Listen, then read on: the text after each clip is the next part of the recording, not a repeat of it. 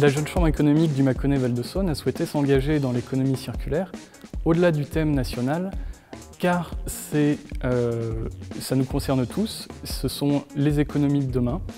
Notre modèle économique est à revoir et l'économie circulaire est, à mon sens, un excellent modèle économique pour demain.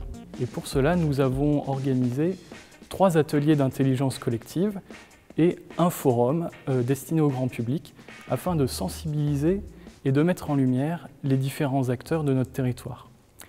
Le Conseil général est un de ces acteurs, impliqué depuis longtemps dans la gestion des déchets et plus largement dans les questions environnementales. C'est pour ça que nous avons souhaité le mettre en valeur.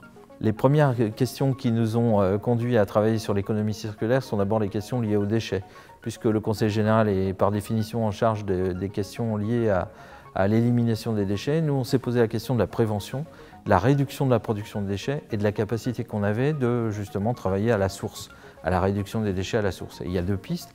La première, c'est mieux trier, mieux recycler, et qui est une partie de l'économie circulaire. Ce qui est mon déchet peut devenir ta matière première. Et la deuxième partie, c'est la question du réemploi et la question de comment je fais pour que mes objets, les objets que je veux jeter, puissent être réparés, réemployés, échangés, loués, etc.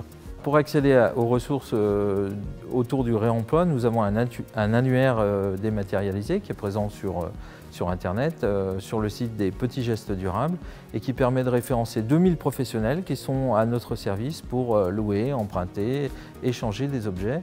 Et d'ailleurs, on fait appel à ces professionnels pour qu'ils se développent et qu'ils soient plus nombreux, de façon à proposer aux citoyens de Saône-et-Loire de nouvelles offres de réparation, d'emprunt, de location. Les ressourceries, finalement, ont été développées dans les départements du nord de la France. Et très vite, nous avons pensé que, dans le cadre de la prévention des déchets, c'était un concept très intéressant à développer en Saône-et-Loire. Aujourd'hui, on dispose de 4 ressourceries qui sont reliées elles-mêmes à 19 déchetteries qui permettent de collecter justement des objets qui auront une deuxième vie parce qu'ils seront réparés, commercialisés ou commercialisés tout court parce que ça peut être des produits tout à fait en état de marche.